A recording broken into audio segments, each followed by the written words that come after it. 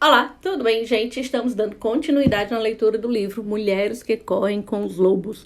Meu nome é Ivana Gomes e esse é o áudio de número 25. Os Devoradores de Pecados. O Barba Azul é, sob todos os aspectos, uma história de cortes, de separar para reunir. No último estágio da história, o corpo de Barba Azul é deixado para que os devoradores de carne, os corvos marinhos, as aves de rapina e os abutres, o levem embora. Temos, assim, um final estranho e místico. Nos tempos antigos havia almas chamadas de devoradoras de pecados.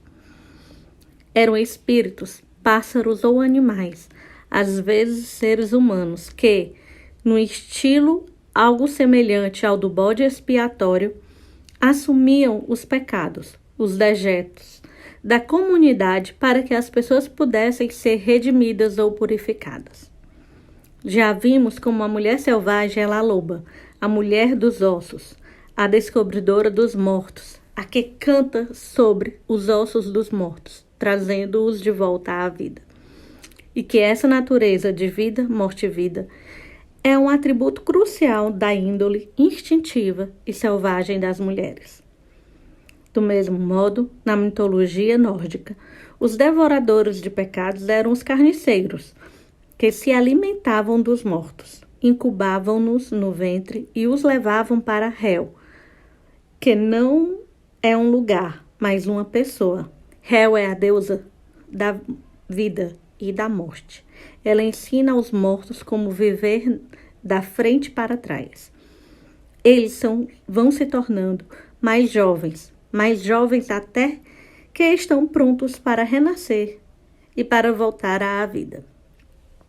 Esse ato de devorar pecados e pecadores, sua subsequente incubação e sua liberação de volta à vida, constituem um processo de individuação para os seres mais abjetos da psique. Nesse sentido, é correto e válido que, para essa finalidade, retiremos energia dos elementos predatórios da nossa psique, matando-os, por assim dizer, esgotando sua força. Eles estão podendo ser devolvidos à compassiva mãe da vida, morte e vida, para serem transformados e recriados no estado menos beligerante.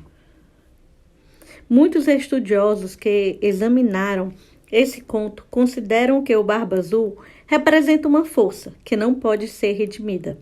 Na minha opinião, porém, existe mais um campo para esse aspecto da psique, não a transformação de um carnífice num Mr. Chips, porém algo mais parecido como uma pessoa que precisa ser mantida no hospício, um lugar razoável com árvores, céu e alimentação adequada, e talvez música para acalmar, e não alguém a ser banido para um canto dos fundos da psique, para ser torturado e insultado.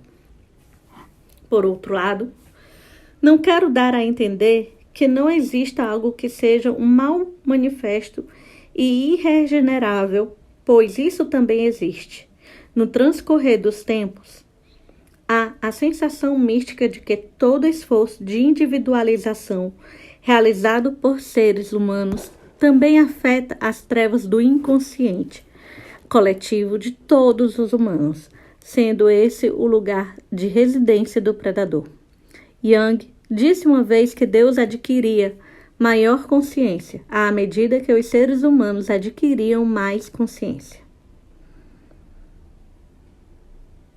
Ele postulava que os humanos lançavam luz sobre o lado sombrio de Deus quando expulsavam seus próprios demônios para a luz do dia. Não afirmo saber como tudo isso funciona, mas, de acordo com o padrão arquétipico, aparentemente funcionaria da seguinte forma: em vez de insultar o predador da psique, ou em vez de fugir dele, nós o desarmamos. Conseguimos esse feito não nos permitindo pensamentos discordantes a respeito da vida, da nossa alma e especialmente do nosso valor. Capturamos os pensamentos nocivos antes que eles cresçam o suficiente para nos prejudicar e os destruímos. Desarmamos o predador ao enfrentar suas invectivas com a proteção das nossas próprias verdades. Predador, você nunca termina nada que começa. Você termina muitas coisas, sim.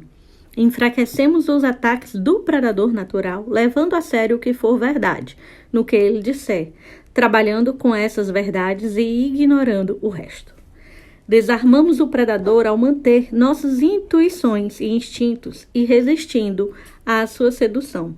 Se fôssemos fazer uma lista de todas as nossas perdas até o momento atual nas nossas vidas, lembrando-nos de ocasiões em que nos decepcionamos, em que estivemos indefesas diante do suplício, em que tivemos uma fantasia cheia de glacê e frufru, compreenderíamos que esses são pontos vulneráveis da nossa psique.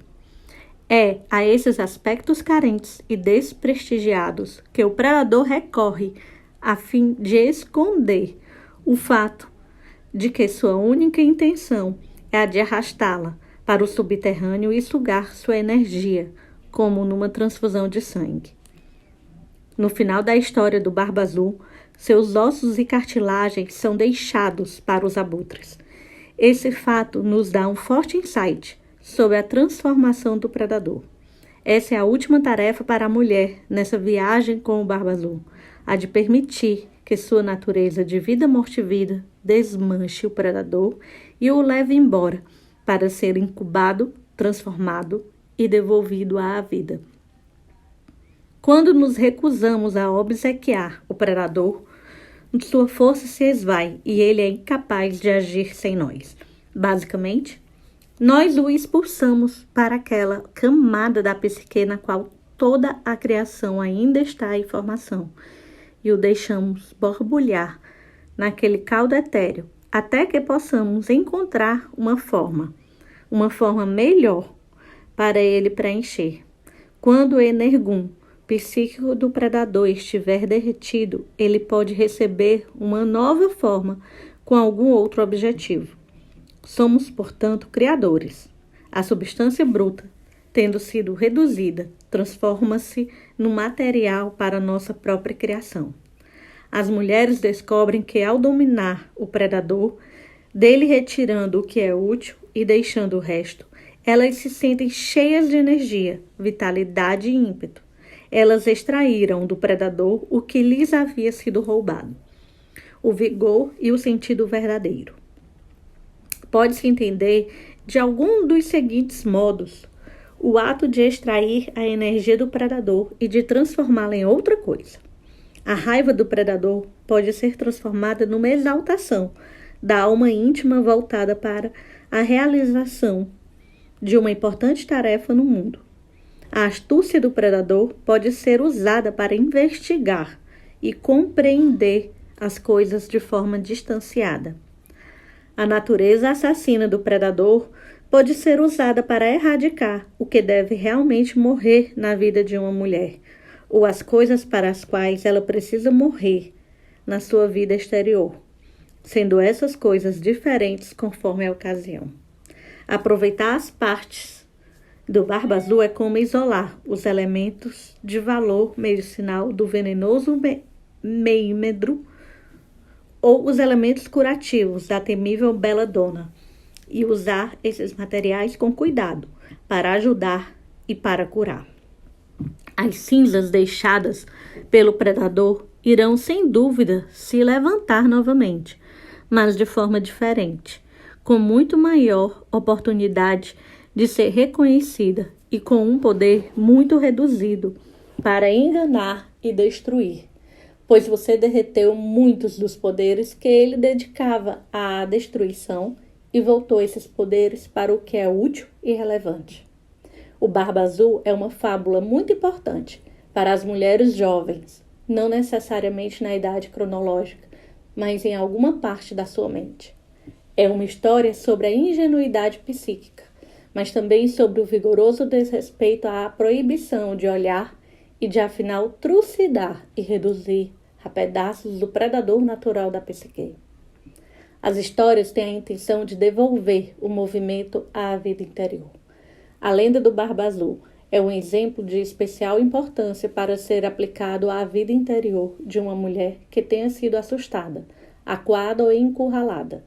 As soluções presentes nas histórias diminuem o medo, ministram doses de adrenalina na hora certa e, o que é mais importante para o self ingênuo do cativeiro, abrem portas em paredes anteriormente sem nenhuma abertura. Talvez o mais importante seja o fato de a história do Barba Azul trazer ao nível do inconsciente. Calma.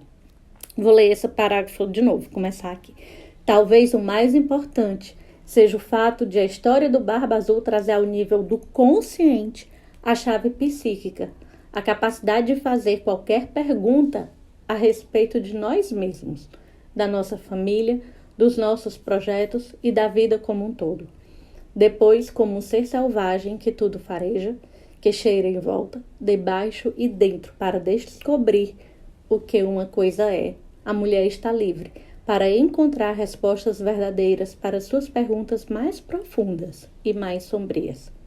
Ela está livre para arrancar os poderes daquilo que a assolou e para voltar esses poderes que antes foram empregados contra ela, para os excelentes usos que lhe forem mais convenientes. Assim é a mulher selvagem. Gente, e aqui eu termino essa parte desse capítulo, né? Que é exatamente quando ele fala, um trecho inteiro, certo? Que ele fala desses devoradores do pecado e de como a gente pode estar questionando e de como a gente pode estar olhando cada parte, cada ser e do que nós podemos transformar isso em coisas vitalidade, né? Em coisas mais vidas, trazer à vida, né? E assim olhando como uma mudança, certo?